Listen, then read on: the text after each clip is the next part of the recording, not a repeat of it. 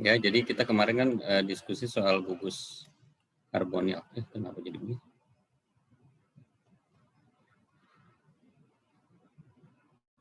Sorry. Wah, gede banget ya.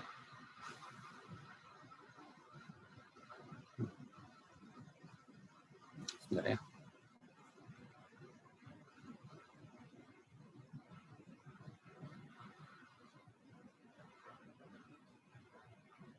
Oke. Jadi kita kemarin kan fokus pada gugus karbonil ya.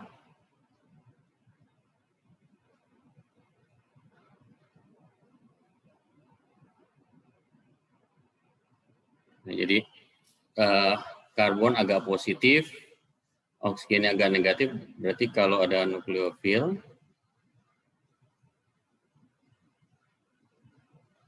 maka dia akan menyerang ke sini.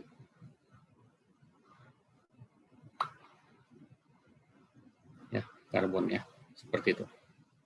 Jadi terserah nukleofilnya apa saja, misalkan mulai dari yang pertama yang dikenal adalah adisi air ya. Adisi air ya, itu bisa menyebabkan terbentuk reaksi-reaksi hidrat ya. Bisa juga RMGX. Kalau kita bicara RMGX,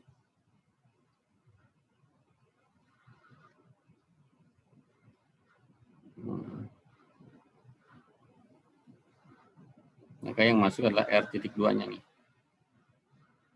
yang menyerang ke karbon ya, seperti itu. Ini untuk karakteristik daripada gugus karbonnya. Oke, kita kembali ke slide-nya.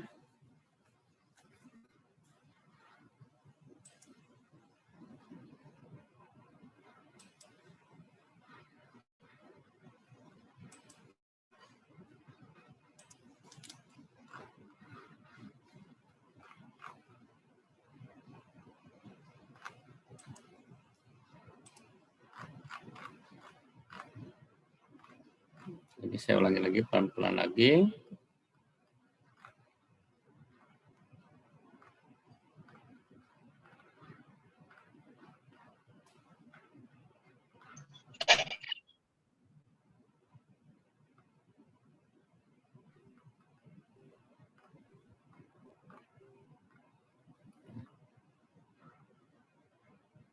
Ya, jadi kita mulai dengan kita ulangi lagi. Jadi bahwa gugus karbonil pada prinsipnya mengadakan kesetimbangan, dua bentuk kesetimbangan antara bentuk yang keto dan bentuk yang enol. Keto itu CO ya, ini keton, keto, ya. Dan bentuk enol kayak di sini ada N dan ol, enol. Ya. Ini kenapa ini terjadi karena hadirnya hidrogen alfa yang menjadi fasilitator tautomerisasi ini. Contohnya dari sini adalah aston, bentuk ketonya adalah seperti ini, sedangkan bentuk enolnya adalah ini. Propen 2-ol. Ya, propenol ya, prop 2N 2-ol. Ya, jadi tulisannya prop 2N 2L atau 2 propenol ya. Jadi ini bentuk, tapi mayoritas adalah bentuk ketonya untuk untuk aston ya, seperti itu.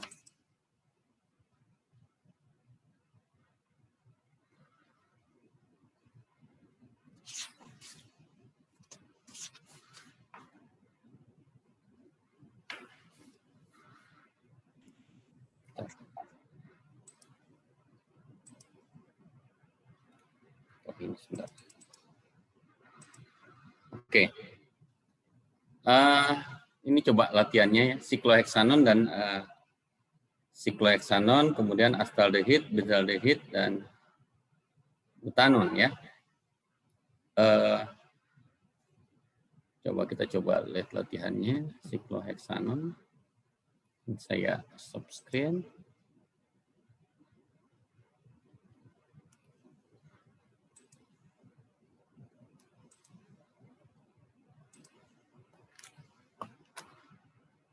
sikloheksanon.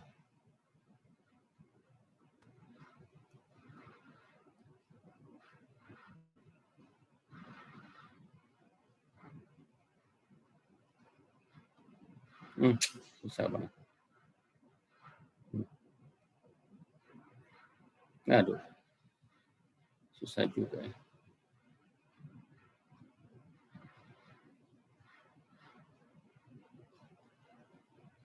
Aduh, susah sekali. Aduh, susah.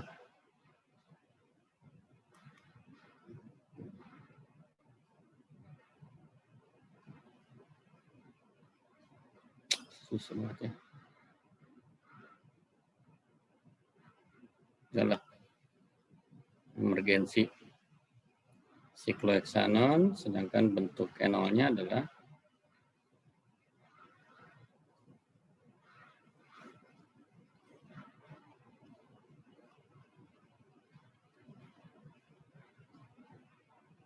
ya kurang lebih ini ya. Sikloheksanon, bentuk ketonya inilah sikloheksanol, bentuk enolnya. Ya. Kemudian yang lainnya astaldehid.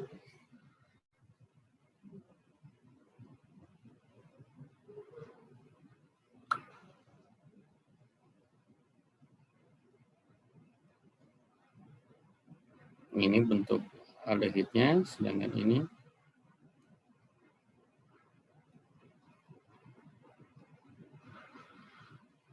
adalah bentuk enolnya. Ya. Oke, begitu seterusnya.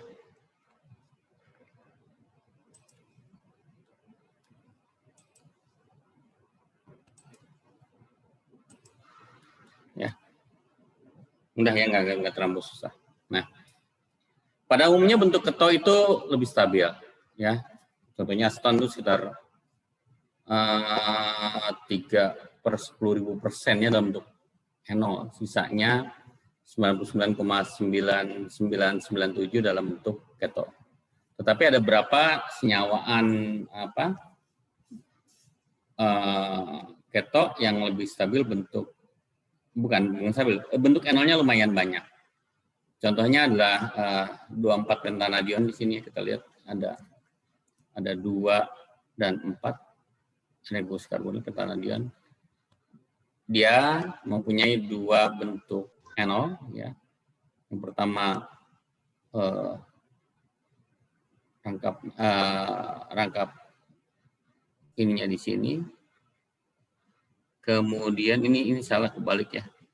Ini yang satu di sini. Ya, jadi lihat di sini. Ya. Ini kiri kanan bisa 2 ya. Jadi ada 4 bentuk enolnya. Ya, bukan 2, tapi ada 4 yang kiri dan kanan nanti pindah ke sini adalah identik, ini juga sama. Jadi dia distabilkan oleh adanya ikatan hidrogen dalam molekulnya seperti itu. Ya. Terus kemudian yang paling dominan itu adalah yang bentuk kedua, ya. Yang bentuk yang ini, bentuk 1 enggak, kurang disukai. Bentuk 2 yang lebih dominan. Kenapa lebih dominan? Karena menghasilkan bentuk cincin segi 6. Kemudian lagi yang berikutnya adalah bahwa adanya ikatan rangkap terkonjugasi yang analog dengan fenol, ya. Jadi seperti misalkan kalau fenol ini ketika dia melepaskan H bentuk enol malah terbentuk aromatis yang jadi lebih stabil, ya, seperti itu.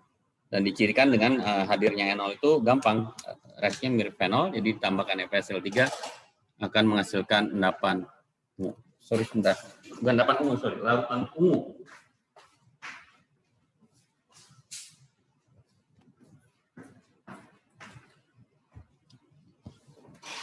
Larutan ungu ya. Itu mengenai yang kita kemarin berhenti pada bagian keto dan enol. Kemudian yang berikut yang masih berkaitan dengan enol ini adalah mengenai keasaman ya, keasamannya. keasaman ini menunjukkan seberapa jauh hidrogen enolnya mudah dilepaskan. Kalau kita lihat di sini propana kurang ya, itu pK-nya 50, aseton 19, astaldehid 17, etanol 16 itu semakin asam ya, semakin asam. Kenapa dia bersifat asam? Karena bentuk anionnya terstabilkan. Ya, intinya begitu. Biasanya dari A menjadi B, biasanya bentuk B-nya lebih terstabilkan. Ya. Contohnya gini. Oksigen kan penarik elektron, jadi tadi gambarkan delta negatif, kemudian karbon delta positif, dia akan menarik elektron dari karbon sebelahnya, kemudian karbon sebelahnya menarik elektron pada ikatan C dan A-nya. Ya. Akibatnya dia hub-hubnya mudah lepas ya, karena tidak terpisah jadi mudah lepas. Kemudian juga si anion enolat yang terbentuk ini terstabilkan oleh efek resonansi, itu karbanion ya, via karbanion. Ya, jadi contohnya ini, jadi tadi di sini negatif, ada pasangan elektron bebas yang bergabung ke sini untuk rangkap, kemudian yang ikatan karbon oksigen karbonil berubah dari rangkap menjadi tunggal dan dia bermuatan negatif menghasilkan spesies enolat ya, seperti itu. Nah, dampak lainnya adalah ya, mudah melakukan reaksi kondensasi ya. Kondensasi yang cukup terkenal adalah kondensasi aldol ya, atau juga keton alkohol, tapi secara umum disebutnya aldol ya pada umumnya, meskipun juga keton juga bisa ya. Jadi ada kondensasi aldol dan ada kondensasi keton ya, seperti itu. Kemudian bagaimana reaksinya seperti apa? Jadi tahap pertama adalah tahap pembentukan ion enolat. Ion enolat ini dapat terbentuk dalam suasana basah. Jadi hidrogen alfa yang bersifat asam tadi bereaksi dengan basah akan menghasilkan air. Air kan gugus pergi yang baik. Menghasilkan anion enolat CH2- COH. Ya. Anion enolat ini sangat reaktif. Ya. Dia akan menyerang pada gugus karbonil aldehid berikutnya. Ya, jadi negatif dia akan menyerang gugus karbonil karena gugus karbonil terpolarisasi positif negatif masuk ke sini, maka dia akan menghasilkan ion alkoksida. Ya. Nah, ion alkoksida adalah sangat membutuhkan proton ya, sehingga dia bisa mengambil proton dari tadi hidrogen air yang diambil tadi di sini ya.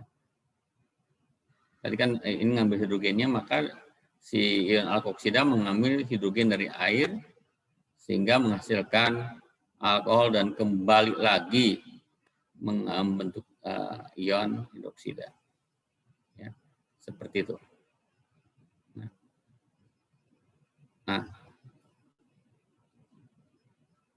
Nah, sekarang ini kan kita tadi mulainya dengan asetaldehid ya, CH3COH. Nah, ada yang mau nyoba dengan propanol?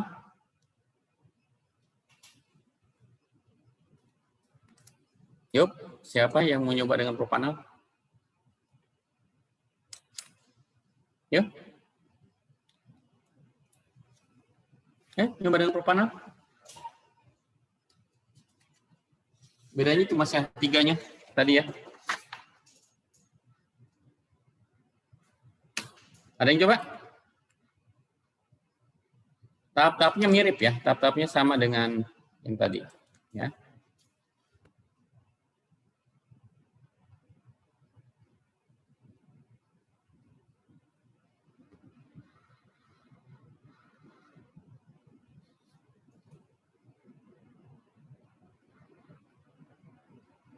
Ya, ada yang bisa sukarelawan?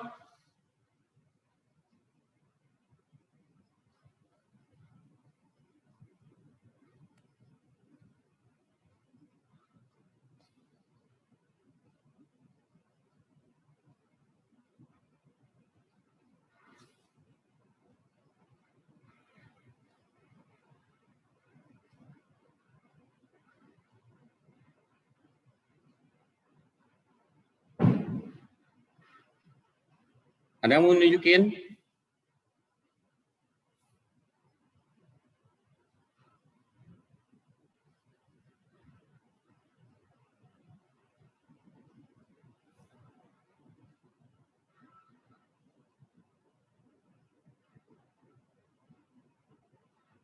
Yuk.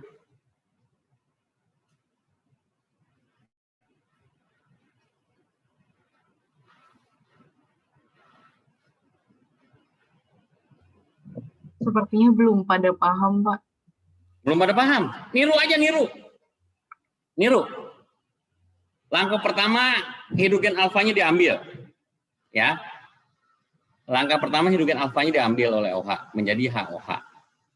Ya. Nah, kemudian dia kan ini sangat negatif. Maka dia, ini sampai sini ngerti dulu nggak? Hidrogen alfa ya, hidrogen pada posisi alfa yang diambil. Ada pertanyaan?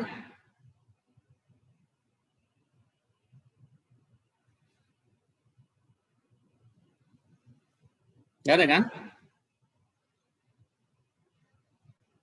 Nah, anion enolat ini akan menyerang gugus karbonil dari asetaldehid tetangganya. Maka akan menghasilkan ion alkoksida. Ya. Kemudian ion alkoksida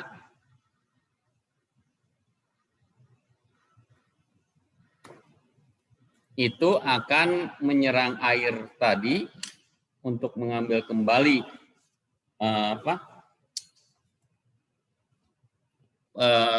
protonnya menjadi alkohol. Bentar ya, saya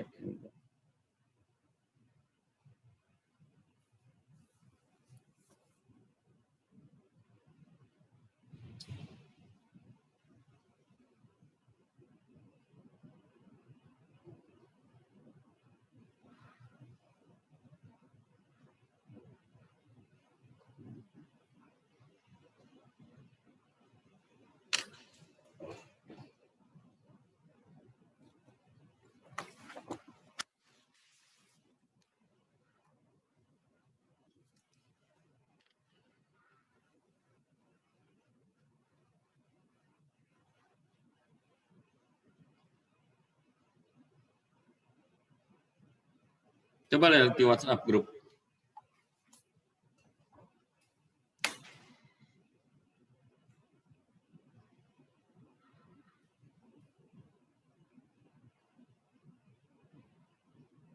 Oke, jelas ya. Jadi dia pertama menyerang yang hidrogen alfa, ya. Itu cuma bedanya ditambahin CH3 ya, mirip dengan langkah yang ini, ya. Menyerang hidrogen alfa, menghasilkan anion enolat dan air. Ya, cuma bedanya di situ tambah CH3 ya, dan ini bukan CH2 tapi CH. Ya. Kemudian dia menyerang propanal berikutnya, menghasilkan ion alkoksida. Ya. Sama ya, cuma bedanya di situ ion alkoksidanya dengan gugus karbonilnya berbeda 2 karbon. Ya, kalau yang tadi mah berbeda 1 karbon kan ya. Oke. Ya, kan gabung. Kemudian mengambil proton dari air menghasilkan senyawa yang itu senyawanya apa produknya?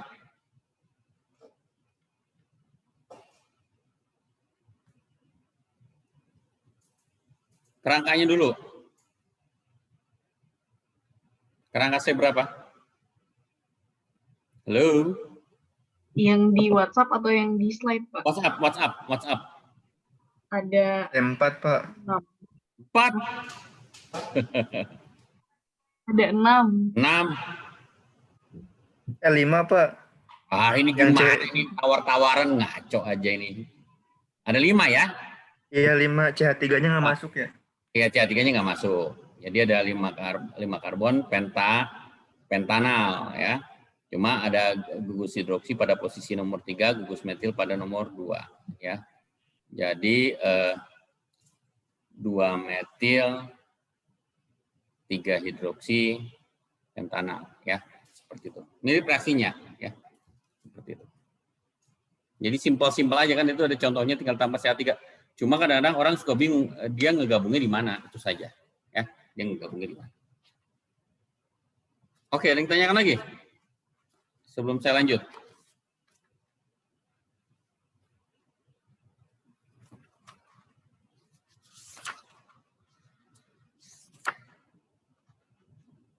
Pak, kalau misalnya alfanya itu sikloheksa, nah gimana, Pak? Nggak ada. Nggak ada. Itu reaksinya lain lagi, ntar.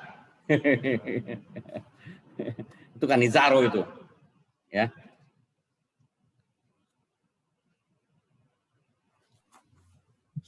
Pak. Ya. Saya masih bingung sama ketika si aldehidnya nyerang aldehid juga. Itu penggabungannya kayak ini ya, intinya tadi yang saya bilang, dia kan negatif, dia akan mencari yang positif. Hukum umum aja. Ini kan ini kan delta positif, oksigennya delta negatif, makanya ion yang tadi, bentar ya, ion anion enola tadi akan menyerang si atom karbon dari gugus karbonil. Kenapa? Karena kan tadi sudah digambarkan, ini delta positif, ini delta negatif, maka negatif akan menyerang yang positif. Itu saja. Simple.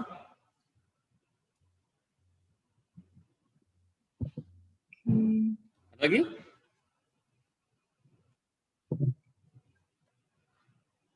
Ya. Oke. Seperti itu. Kita lanjutin ya. Nah, tadi kan single ya. Single ya, ini kan cuma satu jenis molekul. Astaldehid juga reaksi cuma satu. Yang akan mulai pusing itu kalau ada 2. Ya. Ada 2. Kalau dua-duanya punya hidrogen alfa, matilah. Berarti kan misalkan ada 2 aldehid, A dan B. Itu bisa A dan A dan B, ya kan? Ya, jadi terlalu banyak ragamnya, bisa 4 kemungkinan, jadi nggak ada harganya. Nah, kalau ada harganya itu kalau misalkan cuma satu aja yang punya hidrogen alfa, ya.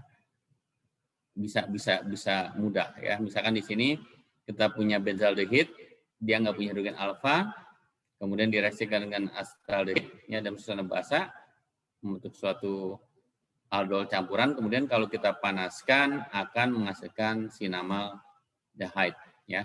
Itu turunan dari ini ya, yang ada di sinamon ya, kayu manis seperti itu. Berikutnya juga contohnya formaldehid di sini sama aston ya, bisa bentuk seperti ini ya. Ini kondensasi aldol campuran ya. Kemudian kita lihat lagi. Ada yang tanyakan sini?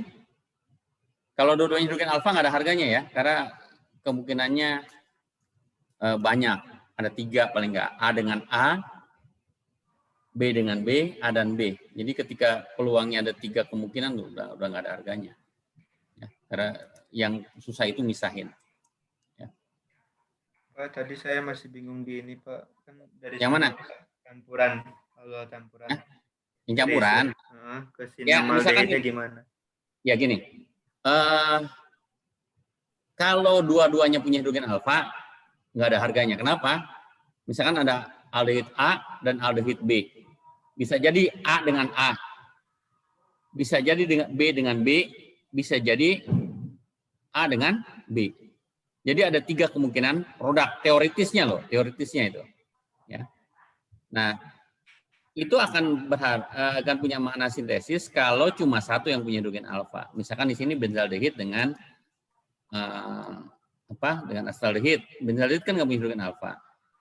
Astaldehid punya. Ini ada maknanya. Ya, jadi pertama terbentuk suatu alol campuran dulu kan ya. Di sini kita lihat. Di sini kira-kira mana yang reaktif? Yang OH, Pak. Yang mana?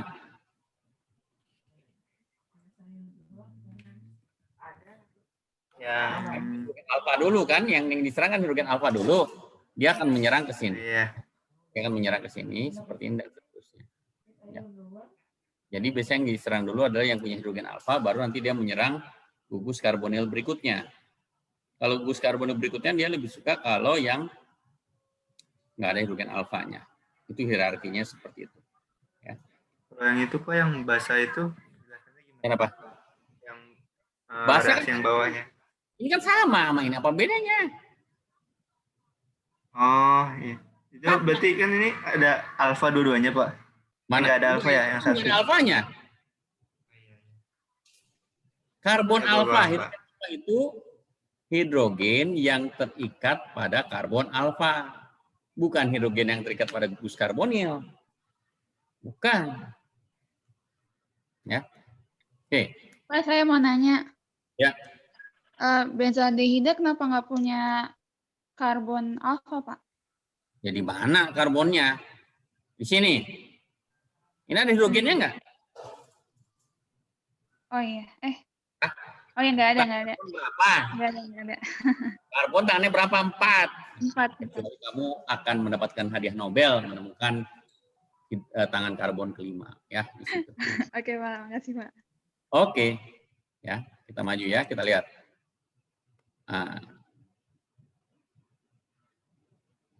Apa nih?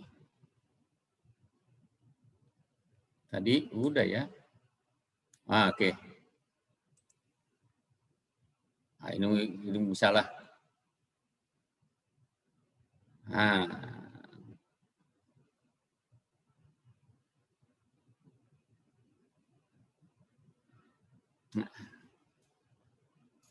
Sekarang pertanyaannya yang nomor 2 ya. Aldehidnya apa saja?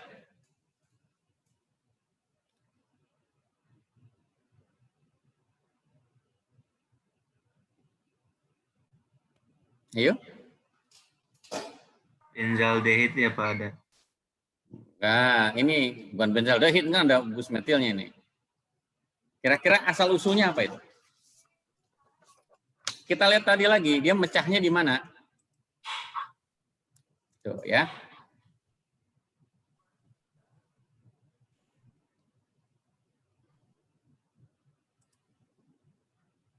Propaldehid bukan, Pak?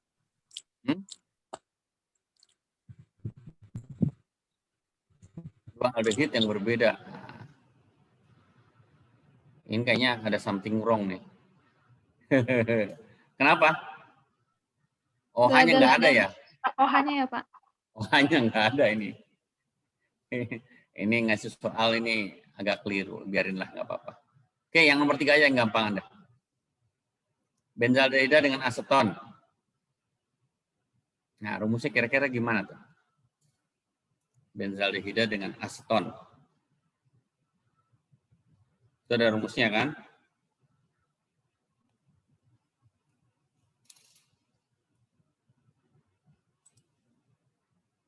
Tuh.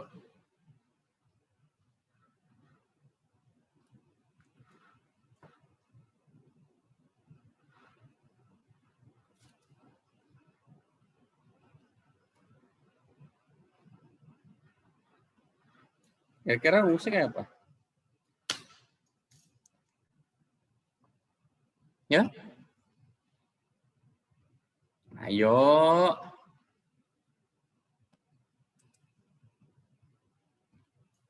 C17H14O.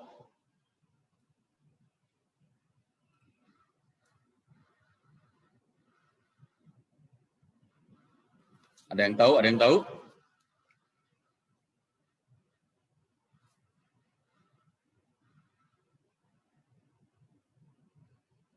Ada yang tahu? Ayo.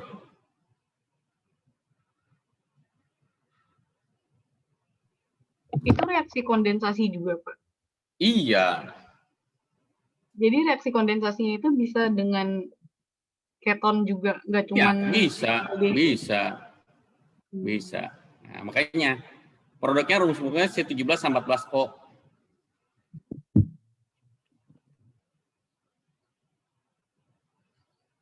Ada yang bisa tahu rumusnya?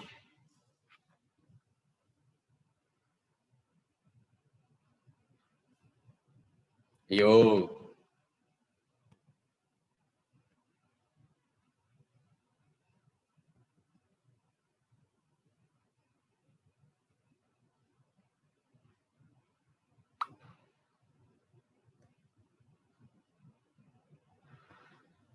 Ada yang tahu? 6, 7, 8, 17.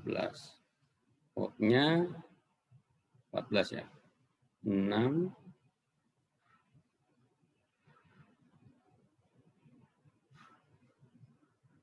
aneh ini. Kayaknya ada yang salah rumus molekulnya deh. Ya, ada yang tahu? ini nggak pas nih kayaknya nih.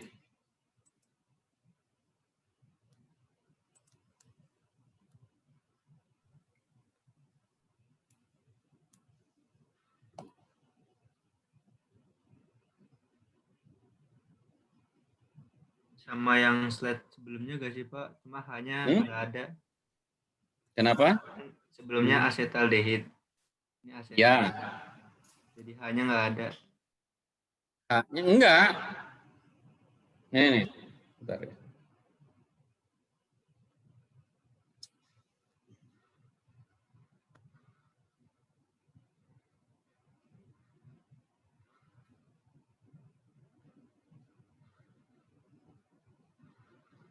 Coba lihat deh.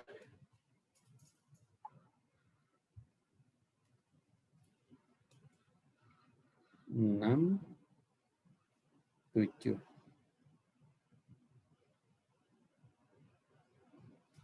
Jadi langkah pertama dia kondensasi tuh, yang sebelah kiri ya. Gabung kan? Kemudian dengan ini dia mengeluarkan 2 molekul air. Dipanaskan melepaskan 2 molekul air. Menghasilkan senyawa yang sebelah kanan. Senyawa yang kanan lihat benzennya C6H5 ya. Kiri kanan jadi C12H10 ditambah hidrogennya ada 4, karbonnya 4. Jadi C16H14. Ya, C16H14 jadi tambah CO jadi C17. Ada yang tanyakan?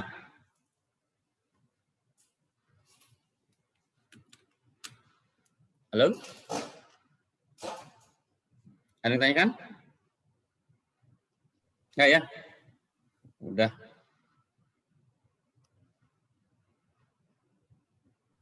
Pak. Ya. Jadi kalau misalnya keton itu karbon alfanya itu kiri kanan, Pak. Iya, kiri kanan oke. Oh, saya kira cuma satu doang. Loh, yang enggak lah. Kan hidrogen alfa adalah hidrogen yang terikat di karbon alfa. Aldehid, karbon alfanya cuma 1, keton karbon alfanya 2. Iya, Pak. Terima kasih, Pak. Yup. Gampang ya. Kalau yang nomor 2 ini kayaknya kurang. Oh, ntar saya lihat ya. Saya nggak ngecek lagi. Oke. Nah, ini salah satu contoh sintesis melalui kondensasi aldol ya. Jadi asaldehid akan menghasilkan senyawa aldol 2,3,4 butana butanal, 3 hidroksibutanal ya. 3 hidroksibutanal ketika dipanaskan mengeluarkan air menghasilkan but 2 enal ya. Butenal 2 ya. Jadi alkena pada karbon nomor 2 but 2 enal. Kemudian ketika dihidrogenasi akan menghasilkan butanal atau butanol ya. Tadi tergantung reagennya, kalau total menjadi butanol ya. Di sini kalau selektif dia hanya akan menghasilkan butanal ya, seperti itu. Jadi akan terbentuk bentuk aldehid jenuh alfa beta ya, enal ya. Kemudian juga kalau kita lama-kelamaan terus-teruskan maka intinya akan tambah panjang sehingga nanti dia produknya adalah berwarna ya, seperti itu. Ini contoh adalah aplikasi dari sintesis melalui kondensasi aldol. Kemudian lagi contohnya ini butanal ya, butanal nanti akan terbentuk ini senyawanya. Lihat ini atom karbon nomor 2 ya, atom karbon nomor 2 yang menyerang karbon pertama butanal ya. Jadi makanya nyambungnya di sini. Kemudian ketika hidrogenasi akan menghasilkan etilheksana 1,3 diol ya. 1,2 yang ada OH-nya ya. 1, 2, 3, 4, 5, 6 ya. Dan 6 heksana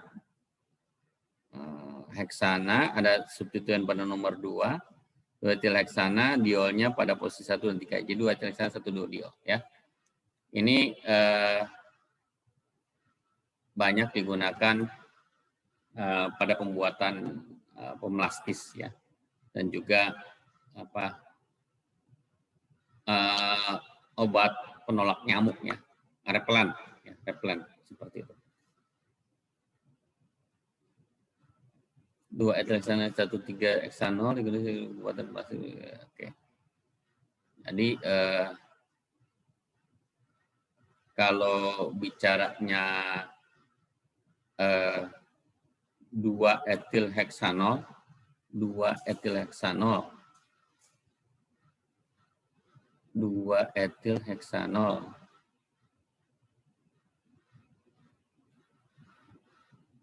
jadi debutanal melalui aldol susah juga ya, karena ininya agak susah diol. Kalau pembuatan yang dari ini susah, kalau yang dari tanpa itu susah ya, karena dia satu ya. Karena kalau dieliminasi jadi untuk yang membentuk 2 etilheksanol ini pertama mesti eliminasiin dulu ya. Jadi ini dieliminasi dengan cara dipanaskan. Kemudian produk pemanasannya dihidrogenasi, jadi menghasilkan 2 etilheksanol. Jadi ini gugus hidroksi ini mesti dihilangkan dengan cara degradasi terlebih dahulu. Ya, oke. Ya, itu adalah mengenai asam karboksilat, aldehyde keton dan asam karboksilat. Berikutnya kita akan sebentar dulu, stop share. Sebentar.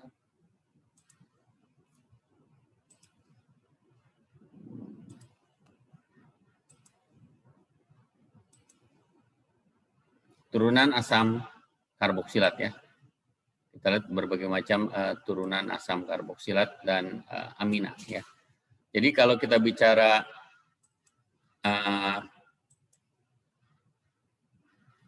turunan asam karboksilat itu dengan mengganti 1 atau lebih ya gugus pada asam karboksilat dengan gugus lain. Misalkan pertama adalah asil klorida atau asil halida ya. Asil halida terbentuk dari 1 gugus OH digantikan oleh halogen. Tuh. Kemudian kalau gugus hidrogennya digantikan oleh gugus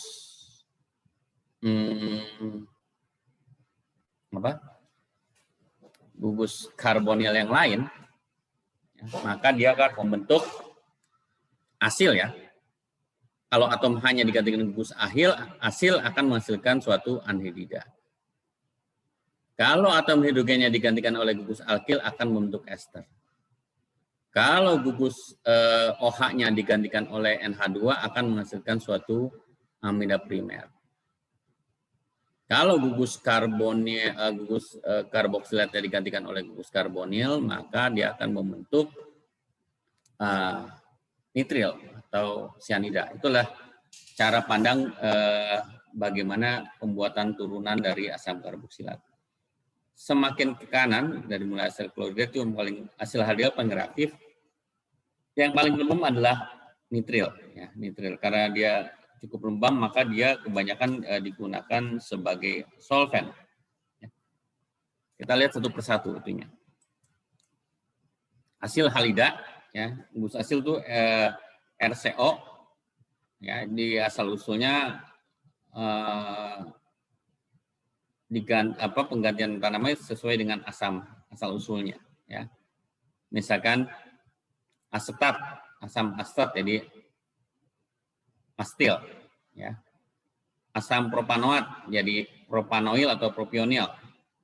Asam benzoat jadi benzoil. Ya, jadi kalau misalkan ada C3SO4 menjadi etanoil bromida atau asil bromida karena berasal dari asam etanoat atau asam asetat. Sebaiknya benzoil klorida itu dari asam benzoat. Itu penamaan mengenai dari halida asam, ya, atau asil halida atau halida asam. Berikutnya adalah anhidrida asam karboksilat. Anhidrida ini berasal dari 2 molekul asam karboksilat yang kehilangan air. Ya. Jadi di sini asam asetat kehilangan air membentuk anhidrida asetat atau anhidrida etanoat. Ya. Ini banyak digunakan dalam pembuatan obat-obatan, ya, asetilasi. Kemudian yang lainnya, contohnya adalah ada yang juga berupa anhidrida campuran, ya. Di situ antara anhidrida asam asetat dan anhidrida asam butanoat, ya, bergabung. Ya, itu mengenai anhidrida asam. Kemudian ester. Ester adalah alkil alkanoat, RCOR, dengan menukar gugus H dari asam karboksilat dengan gugus alkil. Ya. Contohnya banyak macam. Jadi namanya adalah alkil alkanoat. Ya, jadi kalau yang ini contohnya etil etanoat atau etil asetat. Kemudian yang kedua propil propanoat atau isopropil propanoat. Ya.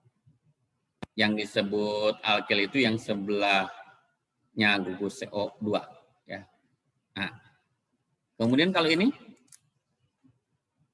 alkil itu kita sebut metil, ininya asam benzoat, jadi metil benzoat. Tapi sebaliknya ini alkilnya adalah fenil, ininya asetat, jadi fenil asetat. Kalau ini metil benzoat.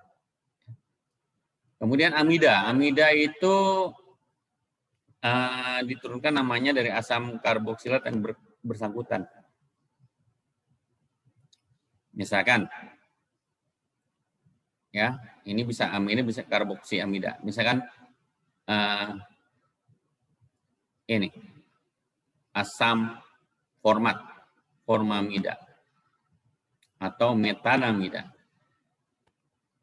Ya. Kemudian ini asalnya sama asetat, jadi asetamida, asetamida atau etanamida C2. Ini benzena karboksamida atau dari asam benzoat benzamida, seperti itu.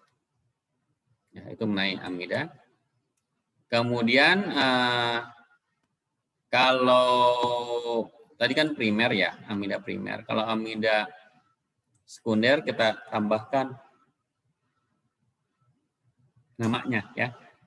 Contohnya adalah di sini. Dia dua-duanya diganti. Ini amida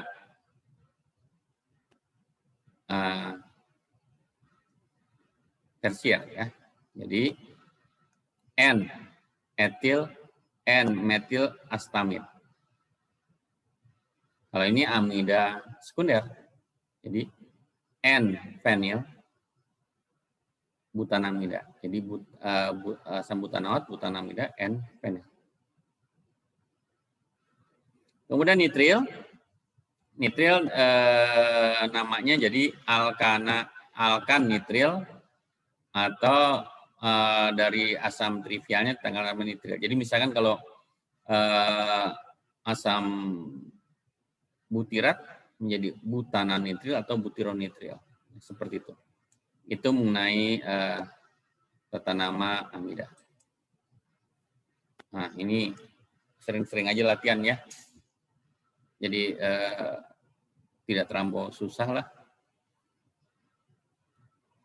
Ini 1, 2, 3, 4 ya. Substituen pada nomor 3. Ini namanya adalah apa?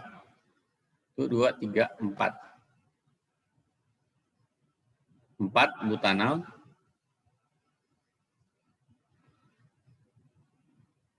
Ya, 1, 2, 3, 4 butanal. Terus bromo. Apa? Namanya ini. Tadi kan C4, 1, 2, 3, 4. Ini cabang. Ya. Namanya. 3 metil. Enggak, dari ini dulu, dari jadi kalau ngejawab supaya sistematis. 1, 2, 3, 4 butanal. Ada bromo jadi bromo. Tadi. Asetil bromida bukan? Bukan.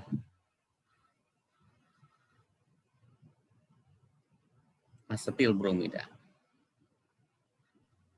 Kalau ini Penamaan jadi cabangnya gimana, Pak? apa? Penamaan cabangnya gimana, Pak? Dari karbon ini, karbon nomor 1, nomor 2, nomor 3. Jadi 3 metil. Sama yupaknya? 4 metil butanoil bromida bukan, Pak? Ya. 3 metil. 3 bukan 4, 3. Kan cabangnya nih. 1, 2, 3 kan. Enggak ada 4 bromo udah 4 metil udah salah itu. Pentana ya. Kalau ini anhidrida ya, anhidrida asam. Oke lah. Nanti latihan-latihan aja lah kalau ini apa?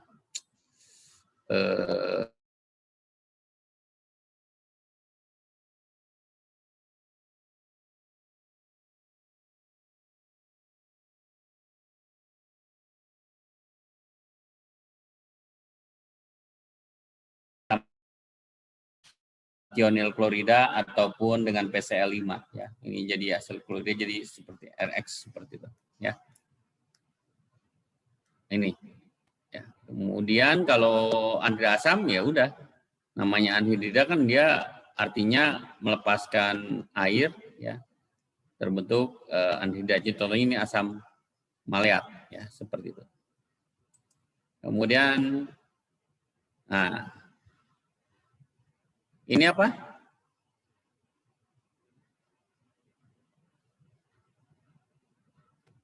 Asam ftalat. Kalau dipanaskan, dia akan menghasilkan anhidrida ftalat. Ya. Kemudian juga kalau suatu hasil halida dengan garam karboksilat, maka terbentuk apa ini? Anhidrida juga ya. Anhidrida. Jadi hasil halida dengan garam karboksilat terbentuk anhidrida. Anhidrida ciri nih, COO, CO. Ini adalah gugus anhidrida. Ya. Ester itu alkil alkanoat, ya. Berasanya khas, ya. Itu berbau aroma buah dan bunga, ya. Jadi macam-macam itu. Ada pentil pisang, oktil aster jeruk, pentil butanat nanas, pentil butanat aprikot. Ya, jadi semua ester inilah yang menyebabkan bau khas, ya. Jadi kemudian untuk membuatnya itu biasanya kita menggunakan mereaksikan asam karboksilat dengan alkohol. Ya. Nanti dia itu yang mana yang keluar itu tergantung pada gugus yang ada. Ya. Jadi kalau alkoholnya tersier cenderung O-nya dari dari si ininya, dari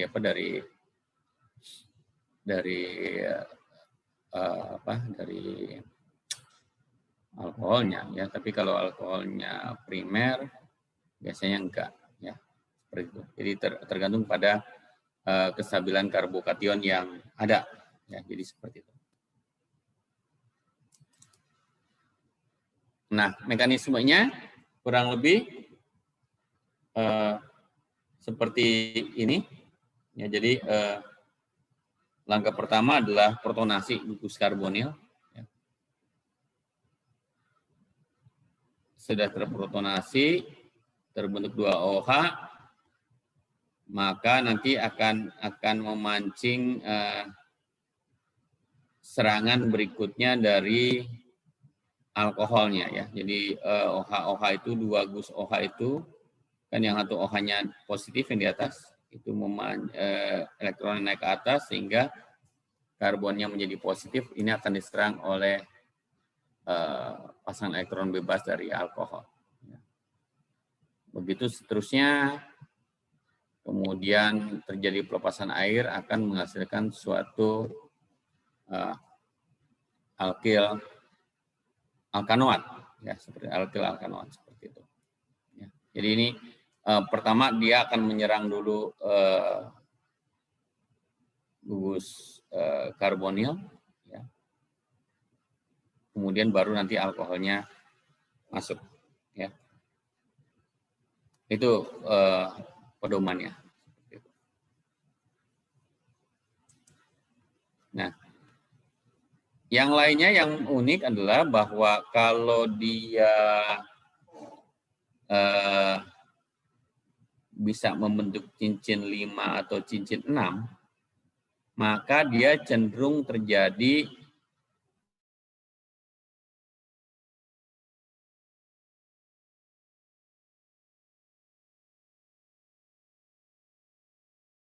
ya. Jadi asam-asam gamma atau delta hidroksi, ya. Jadi ada gugus OH di asam yang bersangkutan cenderung mengadakan reaksi siklisasi internal menghasilkan lakton, itu suatu ester siklik, ya. Jadi untuk asam gamma atau delta hidroksi, gamma itu artinya pada C nomor 5, ya. Kalau delta pada gamma pada nomor 4, ya. Karbon nomor 4, kesirangan delta itu pada karbon nomor 5, yang akan membentuk senyawaan siklik. Kemudian yang lainnya adalah amida, ya. Amida ini bentuknya planar, ya. Kemudian juga karena dia tidak sebebas, karena dia punya pasangan elektron bebas, dia bisa mengadakan isomerisasi, ya. Sehingga nanti ikatan karbon nitrogennya menjadi rangkap, mengakibatkan rotasi ikatan karbon nitrogennya terbatas, ya. Dan juga apa akibatnya? Karena ada karakter rangkapnya, maka ikatannya jadi lebih pendek.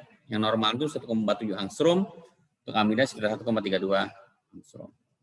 Kemudian karena dia punya pasangan elektron bebas, maka dia bersifat basa lemah, ya. Dapat menerima proton. Ini kemudian juga sama seperti dengan spesies-spesies yang lain, ya. Ketika ada oksigen yang memiliki pasang elektron bebas, amida ini bisa berikatan hidrogen, ya. Jadi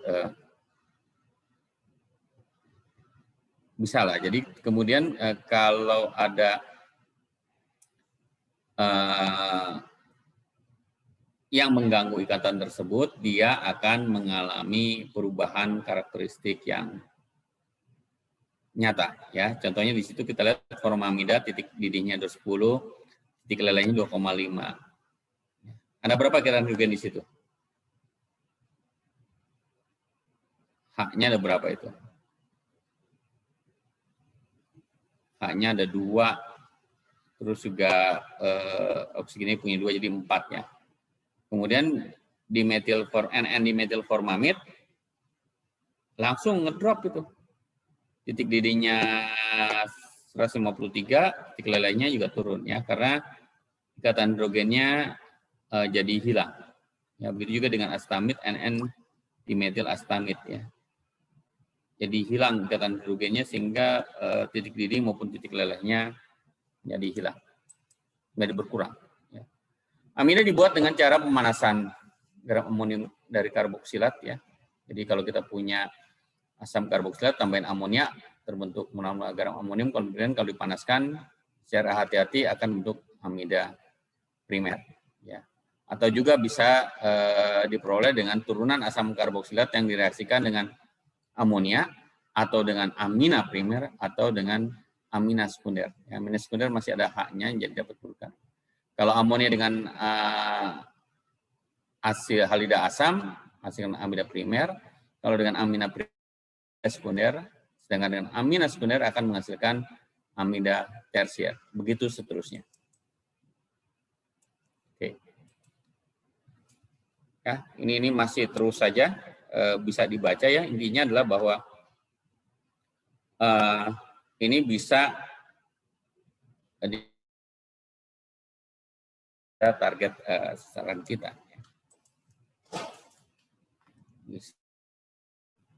Kemudian apa lagi? Nitril ya. Nitril itu adalah pemanasan lanjutan dari dari amida. Ya, amida itu diperoleh dengan amida kalau dipanaskan lebih lanjut ya, mengalami degradasi akan menghasilkan nitril ya. Dan biasanya penangkap airnya itu adalah P25 sehingga nanti akan menghasilkan asam fosfat. Kemudian yang ini persis mengikuti aturan umum saja ya. Jadi bahwa si turunan asam karboksilat ya, kan ada L-nya itu macam-macam gitu ya. Mirip, jadi tadi serangannya dari nukleofil itu akan menyerang gugus karbonil ya. Sehingga terjadi bentuk antara, kemudian L-nya bisa lepas, bisa kembali lagi ya. Ini akan menghasilkan banyak varian reaksi, cuma syaratnya bahwa L-nya itu kalau bisa gugus pergi yang bagus sehingga reaksinya mudah terjadi ya. Seperti itu. Kemudian kita lihat reaksi-reaksi hasil halida ya. Jadi kalau di hidrolisis hasil halida akan menghasilkan asam karboksilat karena selnya putus ini OH-nya masuk ditukar kan menjadi HCl. Kalau dikasih alkohol akan terbentuk ester karena putus di sini. Ya, HCl. Kalau dikasih amonia maka akan dibentuk amida ya. Seperti itu.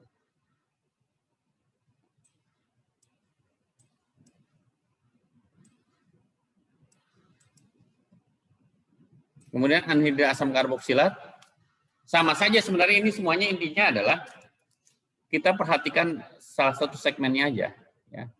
Dikasih air jadi asam karboksilat, dikasih alkohol satu asam karboksilat satu ester, dikasih amonia yang satu asam karboksilat satu amida. Jadi intinya ini sebenarnya kurang lebih kita lihat potongan-potongannya saja. Yang mana yang bereaksi dan apa yang terjadi. Misalkan di sini OH yang satu masuk OH, yang satu masuk H, jadi dua-duanya asam. Yang satu masuk RO, ester, yang satu masuk O. Jadi asam dan ester. NH2, NH3, satu masuk ke sini. Yang satu asam, yang satu jadi amida. Begitu seterusnya ya. Jadi sebenarnya mirip-mirip ya, mirip-mirip semuanya. Kemudian juga kalau kita punya basa, maka akan terjadi reaksi penggaraman, ya, pembentukan garam. Pembentukan garam. Ketika asam karboksilatnya asam lemak, maka akan dihasilkan sabun, ya. Jadi seperti itu, akan dihasilkan sabun. Jadi makanya secara umum hidrolisis basa itu disebut dengan penyabunan, meskipun kata-kata itu tidak tepat ya. Jadi kalau cocok itu kalau asam lemaknya tinggi. Kemudian juga amonolisis ya. Amonolisis dengan NH3 membentuk ester. Kurang lebih itu semuanya mirip-mirip semua lah ya. Mirip-mirip semua yang turunan karboksilat ya. Reduksi juga sama juga. Ini juga sama lah, mirip-mirip semua. Nah, kemudian kita beralih ke amina ya. Amina adalah dianggap sebagai turunan amonia dengan menggantikan 1, 2 atau 3 gugus hidrogen dari amonia. Jadi kalau 1 gugus hidrogen yang diganti oleh R itu jadi amina primer, kalau 2 menjadi amina sekunder, kalau 3 menjadi amina tersier ya. Jadi seperti itu. Jadi kalau kita lihat di sini sering orang dikacaukan dengan gus alkilnya. Jangan, yang penting kita fokus ke gus NH2-nya. Ini NH2 saja, ini berarti dia amina primer. Ini juga amina primer. Ini ada 2 mengikat 2 karbon amina sekunder. Ini mengikat ke kiri 2, ke kanan 1 amina tersier atau amina 3 derajat. Ya, seperti jadi jangan dikacaukan oleh pandangan gus metilnya. Ya. Dan juga bentuknya ya dia karena ada pasangan elektron bebas di atas, jadi dia bentuknya piramida ya, AX3E, E-nya per elektron empty ya. Kemudian tata namanya juga mudah. Alkana jadi alkil amina. Ya. Atau dapat juga sebagai nama pakai sebagai gus amino substituen ya. Kemudian kalau di abstrak, kimikal abstrak disebutnya alkanamina. Ya, kita lihat di sini, misalkan di sini. C2 etana jadi etil amina atau amino etana atau etanamina ya. Jadi etana gugusnya jadi etil amina atau amino etana atau etanamina. Kemudian ini misalkan tri-etil amina di etil amino etana, jadi substituennya dianggap 2 di sini, atau NN di etil etanamina. Ini adalah penamaan dari amina-amina ya. Juga sama lah ya. Bisa dibaca. Beri nama yang cocok untuk ini. Jadi ini C berapa? C3 ya. C3. Iya, C3 kan ya. C3. Propana. Ya, kemudian ada substituennya di nomor 2 ya. Jadi 2 amino 2 metil propana. Ya, seperti itu. Kalau ini C2 ya. Bisa 2 amino etanol atau 2 hidroksi etil amina, tapi yang lebih umum adalah ini backbone-nya adalah alkohol, jadi 2 amino etanol. Dia bersifat basa, ya, tapi kemudian ikatan hidrogennya nggak sekuat yang terjadi pada alkohol, ya, seperti itu. Kemudian juga semakin panjang, gaya van der Waals-nya semakin kuat, titik didihnya semakin tinggi, ya. Itu karena panjang rantai, ya, seperti itu. Aduh, apa lagi ya? Nah, pembuatan, ya, pembuatan itu yang paling umum adalah dengan mereaksikan amonia dengan alkil halida, ya. Jadi amonianya direaksikan alkil halida menjadi alkil amonium halida. Kemudian ketika ditambahkan basa kuat maka menjadi amina primer. Berikutnya analog saja. Ya, jadi ketika satu oke, udah analog saja. Jadi kalau amina sekunder kemana? Amina sekunder ya tentu saja dimulai dari amina primer. Ya, amina primer reaksikan dengan alkil halida menjadi R2NH2X tambah NaOH jadi R2N. Begitu seterusnya. Ya. Kemudian ini agak unik sedikit. Amonia tersier bila direaksikan dengan alkil halida akan membentuk garam amonium kuartoner. Ini garam amonium kuartoner adalah benzalkonium klorida yang bersifat racun dan juga banyak digunakan sebagai deterjen, ya. Jadi deterjen juga dia juga toksiknya sangat toksik sekali.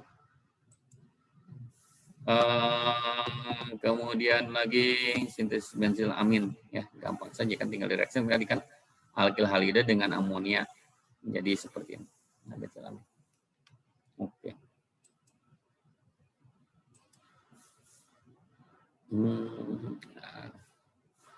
Udah ya, udahlah.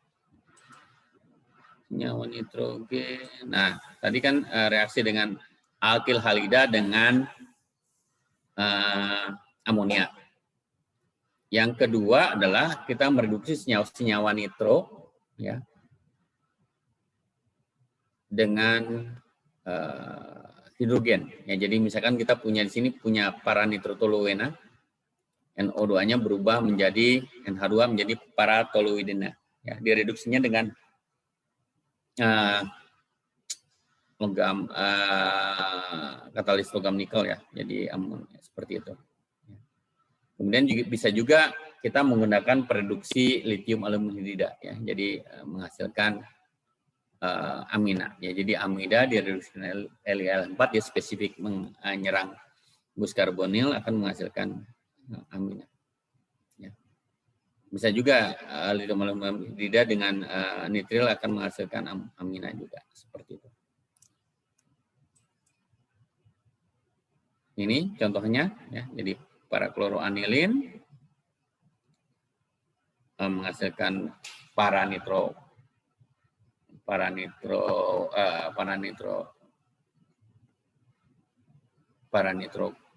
klorobenzen.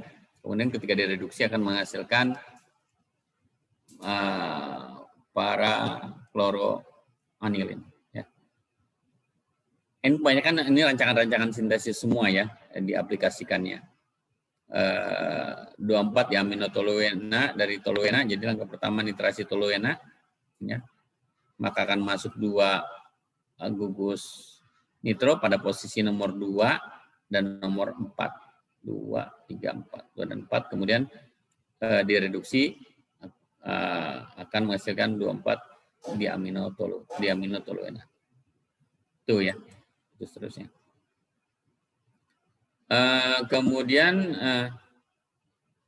dengan proses aminasi reduktif akan menghasilkan amina 2 derajat, ya, amina sekunder. Jadi keton dan aldehida, keton atau aldehida direaksikan amina primer akan menghasilkan amina sekunder, ya. Itu via imina. Nah, pertanyaan berikutnya, kenapa amina basa? Ya, tentu saja tolok ukurnya adalah karena adanya pasangan elektron bebas yang bisa menerima proton, sehingga dia bersifat basa. Ya. Jadi seperti itu. Nah, inilah yang menyebabkan yang amina-amina yang kecil itu mudah larut dalam air, sangat larut dalam air. Ya, jadi intinya adalah pasangan elektron bebas yang bisa menerima proton. Kemudian kalau kita lihat deretnya, ya di sini deret kebasaan, bisa juga sebagai pKa, ya semakin kecil pKa-nya maka dia semakin basah. Kita lihat di sini misalnya apa?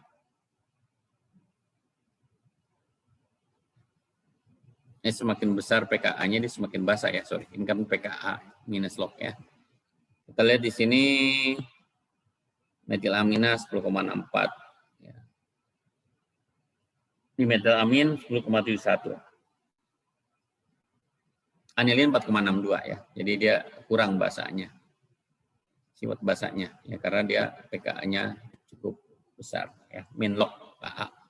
Jadi kalau pKa-nya besar ya dia pKa-nya besar dia lebih menunjukkan sifat basahnya ya. Jadi bukan asam. Jadi kalau pKa-nya kecil dia menunjukkan di karakter asam yang kelihatan. Ya. Nah, kalau kita bicara mana yang lebih basah, maka tergantung pada medianya. Kalau medianya air, maka semakin terstabilkan kation yang terbentuk, maka dia semakin basah.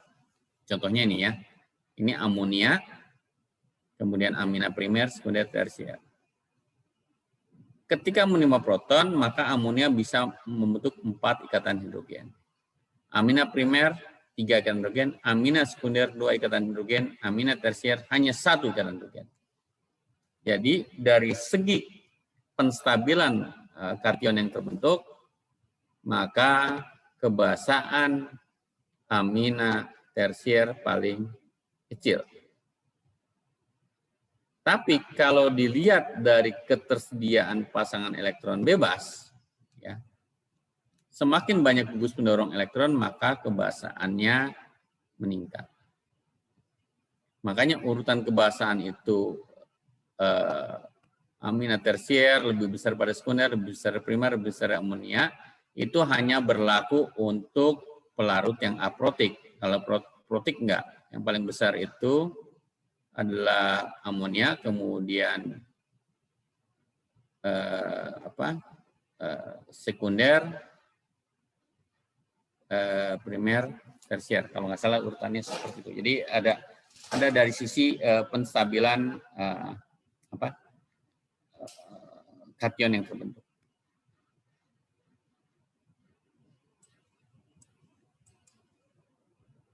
Nah, ini contohnya yang tadi kita bahas ya.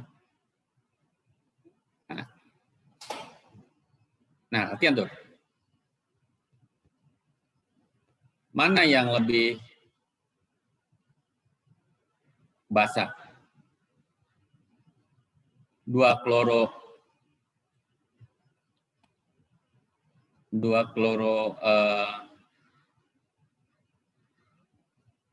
etilamina atau etilamina. Nah, kita lihat di sini ketersediaan pasang elektron bebas pada atom N. Dengan hadirnya gugus kloro yang bersifat penarik elektron, maka ketersediaannya makin berkurang sehingga kebasahannya dia lebih kecil dibandingkan dengan amino etana. Jadi itu seperti penjelasannya. Nah ini lagi. Mengapa yang amina aromatik dari KB ini ya, dia kurang basah. Kenapa? Karena pasangan elektron pada nitrogen itu dapat masuk ke dalam sistem resonansi benzen sehingga dia ketersediaannya berkurang. Maka yang lebih basah adalah sikloheksil amin, bukan anilin ya, seperti itu. Ini contohnya seperti itu. Ya. Jadi pasang elektron bebas pada anilin itu tidak benar tersedia di sini. karena dia juga bisa ikut masuk ke resonansi ke dalam sistem cincin benzen. Nah, begitu juga dengan amida. Amida kurang basa dibandingkan dengan amina karena kalau pada amida memang langsung tersedia, tetapi kalau pada amida ikut resonansi ke dalam cincin sehingga kebasaannya berkurang. Itu juga seperti itu ya penjelasan kebasaannya. Jadi apakah ketersediaannya terganggu atau tidak? Ya. Coba di sini misalkan anilina, N-metil anilina, N-dimetil anilin. Ya. Anilina itu mudah masuk ke dalam cincin ya. Kita lihat sekali lagi tadi, dia masuk mudah ke dalam cincin. Ya. Tetapi kalau ada gugus substituen lain mengakibatkan proses resonansi ini nggak mudah. Kan ada di sini nih ya, NN-nya. Dia akan mengganggu resonansinya sehingga resonansi tidak terjadi, peluangnya kecil sehingga kebasaannya meningkat. Ya, jadi akan terganggu oleh efek sterik seperti itu. Anilina, petoluidina, penitroanilina. Petoluidin gugus pendorong elektron pada posisi para, ya. Ini posisi para gugus pendorong elektron, jadi mengakibatkan ketersediaan elektron pada gugus NH2 bertambah. Sebaliknya dengan adanya gugus nitro, ketersediaan elektron pasangan bebas pada nitrogen akan berkurang sehingga kebasaannya juga berkurang. Jadi urutan kebasaannya para toluidina, anilina, dan para nitroanilina. Seperti itu. Kemudian reaksinya ya seperti asam basa biasa. Ya. Jadi karena dia ada pasang elektron bebas, dia bisa bereaksi dengan asam membentuk garam amina. Ya. Kecuali garam amonium kuartener ya, yang tidak bisa bereaksi lagi dengan basa kuat karena tidak ada lagi yang dipertukarkan. Ya, seperti itu. Kemudian kalau dengan turunan asam ya akan membentuk amida. Ya, jadi amina dengan turunan asam akan membentuk amida. Itu sudah dibahas di pertemuan sebelumnya ya. Sebelumnya. Kemudian lagi ini yang khas ya. Ini amina dengan asam nitrit akan menghasilkan kation diazonium ya. Kation diazonium ini biasanya dimanfaatkan untuk kopling ya. Jadi kopling dengan spesies lain menghasilkan senyawa yang berwarna ya. Ini kopling. Kation diazonium akan bereaksi dengan spesies lain ya. Atau dia melepaskan nitrogen. Ya, ini contohnya. Jadi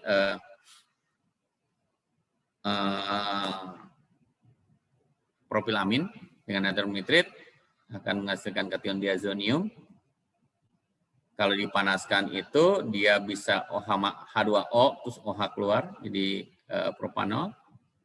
Bisa juga dia nanti terbentuk karbokation melepaskan H+ menjadi alkena, nitrogen dan seterusnya. Ya, jadi senyawa diazonium ini banyak digunakan untuk pembuatan bahan pewarna organik ya, yang aromatik. Oke, ini ada yang menarik nitrit ini.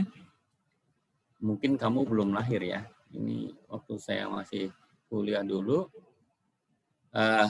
di pelabuhan dibongkar 2 barang dan dua-duanya juga digunakan di industri pangan ya. Nitrit ini digunakan di industri daging ya, pengolahan daging. Itu ada, kamu silakan baca ya nitrit. Kemudian juga ada soda kue yang buat pembuatan mie, biskuit segala macam. Entah kenapa terjadi kekeliruan ya, yang natrium nitrit harusnya dikirim ke pengolahan daging, dikirim ke pabrik biskuit. yang natrium karbonat yang harusnya dikirim ke pabrik biskuit Tommy dikirim ke pabrik pengolahan daging.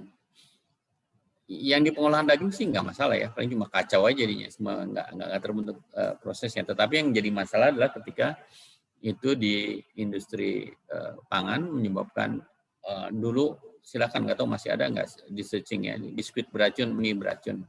Jadi itu hanya gara-gara salah mengirimkan produk ya seperti itu. Ya, ini kemudian ya itu saja, mungkin ada yang ditanyakan secara keseluruhan.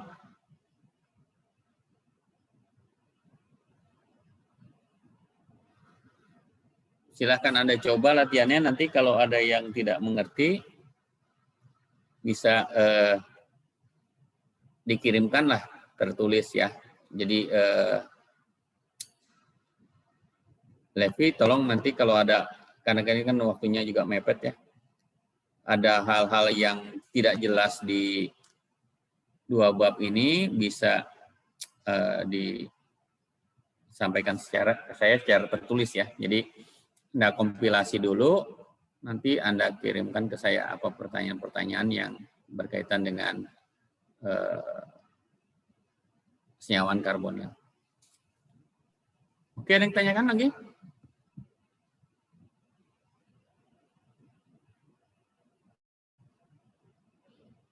Halo? Ini harusnya 3 pertemuan, tapi ya ini cuma dikasih 2 pertemuan ya. Pada ya. Jadi itu tadi yang saya bahas adalah hal-hal yang pokoknya saja. Kemudian silahkan Anda coba latihan-latihannya. Yang tadi udah saya kirim belum yang ini? Bentar.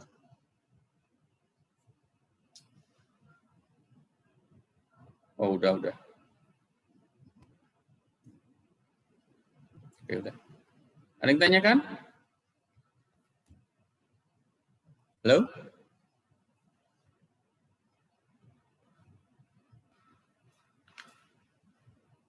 Halo? Tidak ada. Kalau yang dulu-dulu gimana latihan-latihannya itu?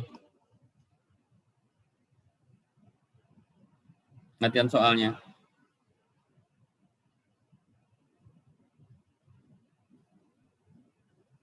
Di sesi sebelum UTS maksudnya Pak, atau materi yang Bapak Enggak, ajarkan? ya bukan, maksud saya gini. Kan ini banyak latihan, kan kita nggak ngebahas banyak latihan ya. Saya sih pengen tahu kalau Anda yang nggak ngerti bisa nggak dikompilasiin apa yang Anda nggak ngerti, nanti saya jawab juga secara tertulis itu.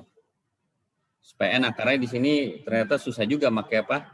Pakai ini nggak mudah juga ternyata. Ya. Ya misalkan begini contohnya. Reaksi-reaksi misalkan kalau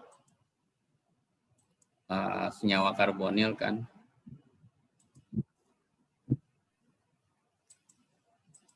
Ya kan? Kan fokusnya sebenarnya begini.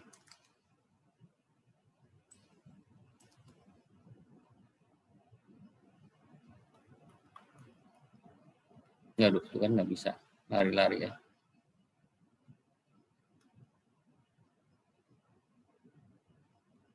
Ya tuh, susah ya. saya mencoba latihan tapi nggak bisa ini. Sebenarnya kalau bisa ini enak nih. Ya. Positif, gamma negatif, lari ke sini. Makanya ketika ada nukleofil, ya nyerang ke sini. Itu saja sebenarnya. Gini aja, kompilasikan yang nggak jelasnya di mana. Nanti saya usahakan jawab secara tertulis deh. Atau gini, atau saya ngasih latihan-latihan. Yuk. Boleh juga Pak. Boleh ya. Gini aja deh, nanti saya akan siapkan soal-soal ya dari buku teks. Nanti saya kirim lewat WA grup saja deh ya, supaya ini kalau ada yang nggak mengerti, jadi kompilasikan aja live-nya ya, yang tidak mengertinya di mana, nanti saya akan membahas jawabnya juga secara tertulis. Gitu. Oke. Siap, Pak. Ada lagi yang dari semua topik ini yang mau ditanyakan? Slide-nya, karena slide-nya rasanya cukup jelas meskipun diuber-uber ini ya, panjang ini. Ada?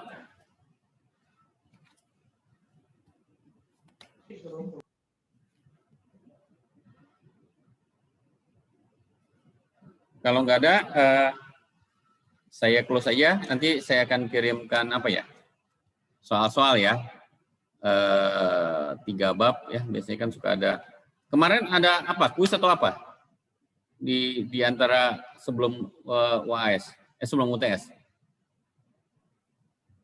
Nggak ada sih, Pak. Nggak ada. Jadi benar-benar nilainya dari ujian aja ya? Iya. Iya, Pak. Oke. Nanti ini deh. Saya tanyakan dulu ya. Oke, kalau nggak ada yang ini lagi, saya cukup sekian karena saya juga mesti ngajar jam 3 ya. Terima kasih, jangan lupa live itu rekamannya ya. Saya akhiri ya. Ini ada siapa chat ini?